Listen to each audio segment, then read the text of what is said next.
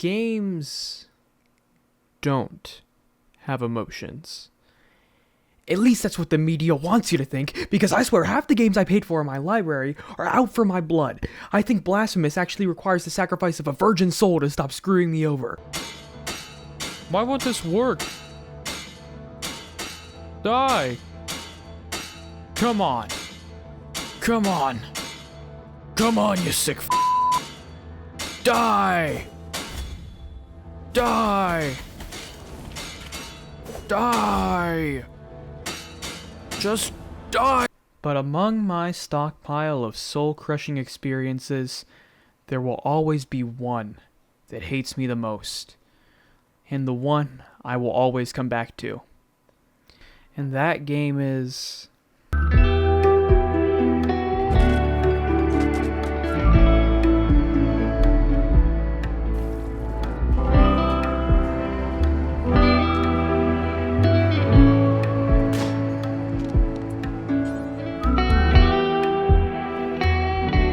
Rimworld probably has a soul, because it actively makes decisions to screw the player over.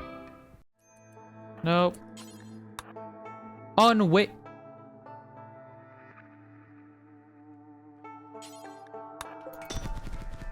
Execution. By Franki's fists. It's also apparently not a game, it's a story generator. I also lied about the game probably being alive, because it actually is alive, because it has an AI storyteller that actively wants your colony dead. Some insane stuff right there. Rimworld is, at its core, a colony sim. You command your little dudes to go do tasks so you can eventually expand your colony and get even more dudes. It can be compared to games like Dwarf Fortress and World Box. It has all the classic colony sim things like job assignments, certain people being good at certain skills, and resource management. The thing about Rimworld is that it rides that line of autism so well that its systems are deep enough to not be a world box, but not so deep and complicated that it ends up becoming a Dwarf Fortress. So even after not playing for like a whole year, and you've got a grasp of the systems before, hopping back in will be just like riding a bike. One other thing to note about Rimworld is that it's a true sandbox. Not like Minecraft in the way where you can build whatever you want in a 3D space, but in the sense that you can try to target an enemy combatant's legs to immobilize them and take them into custody. But you coincidentally assign your best shooter to take them out and accidentally render them unable to walk for the rest of their time in this corporeal realm. Got his ass. Capture him. We've only freaking... Oh, his left leg was shot off. Ooh. His legs were shot off. Ooh. And when they actually get converted onto your side, they're still stuck in their bed with no legs. Yeah, there you go. I am aware. You're just making fun of him now, game. I am aware that he can't walk. He has 0 legs. And when you try to get them some peg legs so he can at least do something, you didn't realize your best doctor only had a 3 in medical, and PJ ends up gutting your newest member to the colony due to his theoretical degree in doctoring! Get those peg legs first.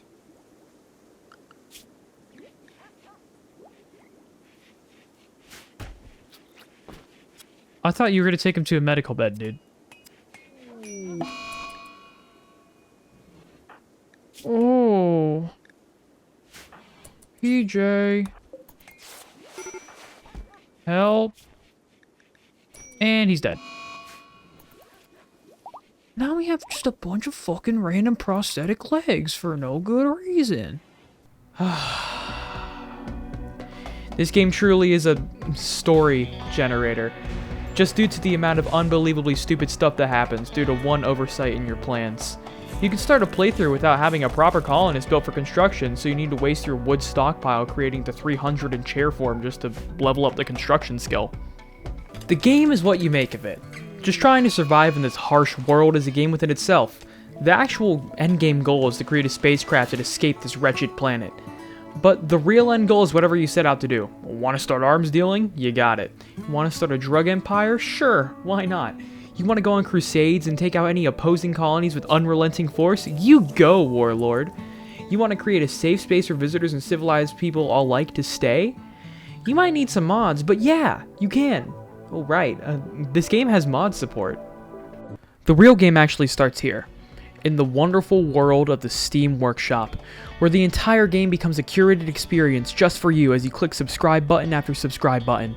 Some would say that the vanilla experience is best, a finely tuned and crafted game after years upon years of updates. Those people are stupid, but are entitled to their own opinion. My favorites are the mods that expand on the combat, such as the Combat Extended for better shooting options, CAI so the enemy doesn't actively grill itself, and the plethora of weapon mods just so I have choices when it comes to equipment. There's plenty of more to mention like the vehicle mods and the general quality of life stuff, so just know that my playthrough as of right now is modded. And you won't exactly get the same experience as I do, unless you download my mod pack in the description, which I only recommend you play if you already know how to play Rimworld. Now that you have or don't have some mods, let's talk about what starting a playthrough actually looks like. Open the game, press new game, choose scenario, pick a storyteller and a difficulty, choose your saving style, create your world, choose your starting location on said world, choose your settlers, and now you're playing the game. So what do you do from here? Well, whatever you would like really, but I would suggest that you start building your first house that you will reside in for a while before anything bad happens. Generally, everything that happens outside of player actions is entirely up to the AI, so no two playthroughs will ever be the same. So let me just break down what happened on my very quick losing is fun difficulty run on Randy Random. I dropped in, made a quaint humble abode, succumbed to some sicknesses, absolutely demolished a mad squirrel. A wild man enters the scene. We go on to shoot, cripple, and capture him. A traveler joins our colony, coincidentally having enough skill to recruit the wild man. We get raided by enough people to wipe out our colony. I remember that our wild man has some crazy shooting skill, so while the thugs are jumping our only engineer, he grabs the gun, scrambling for ammo as his newfound friends are getting ganged up on the outside. He then continues to dispose of most of the raid, causing the rest to flee in terror. This is how he was now donned the name Dante because of his heroics, and because he looks vaguely like Dante from Devil May Cry 5. This game has already created a story for me to tell within only 1 hour of gameplay. And raids happen periodically, increasing in difficulty each time, making it increasingly likely to get more awesome stories such as that one. Also, a shout out to this raider who wouldn't die no matter how many times he was punched to death by my colonists. He doesn't throw a fit. Fuck you. Die. Oh my god, he won't die. Oh my, he just would not die. One of the last things I want to say is that the systems are also set in place so you can use them in creative ways. One of my favorite creative interactions has to do with the melee skill. You see, to upgrade your melee skill, you must melee something. That much is obvious. But another obvious fact is, if you get into a brawl with something that fights back too hard, or doesn't fight back enough and dies, you won't be able to get much training off. So the most practical solution is to ditch melee weapons entirely, go outside, and beat the shit out of a turtle. The turtle shells make them incredibly resistant to human fists, making them excellent sparring partners. So this started what I like to call the Turtle Chronicles, where one of my colonists kept training their melee skill on a turtle and consistently losing, even while wearing flak armor and coming back with even prosthetic limbs. You'll win this time. Wait. Use your fists. Rematch. Rematch. Fight. Tortoise fight. Tortoise fight. Tortoise fight. Tortoise fight. Tortoise fight. Get him. Look at how good this is for leveling up melee. Holy crap. It's genuinely the best way to do so. The tortoise never dies. You never die. And it's infinite XP. Oh. Might want to rethink the you never die part. You'll win this time. For sure. For sure, dude. You'll win. You're winning. You are not winning. Until eventually I was so fed up I just bashed the turtle in with an energy mace. 3 whole combat levels. Get out of here. Get him, yeah. Shell is cracked. Power base. Got him. Nice. The game just gives off the feeling that everything was thought of. The feeling that there weren't any systems neglected. The little details make the entire experience.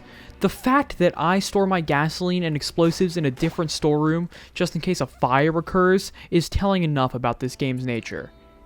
This game hates you. It will make your experience a rough one, and it won't apologize. But you keep coming back time after time, hoping that one day, you can escape this wretched planet. If you got this far, thank you for watching. I'm currently in the process of still editing this a little bit. I genuinely don't know how to make the video more engaging, so if anyone has any tips, let me know. Yeah, if you enjoyed it, thank you. Bye.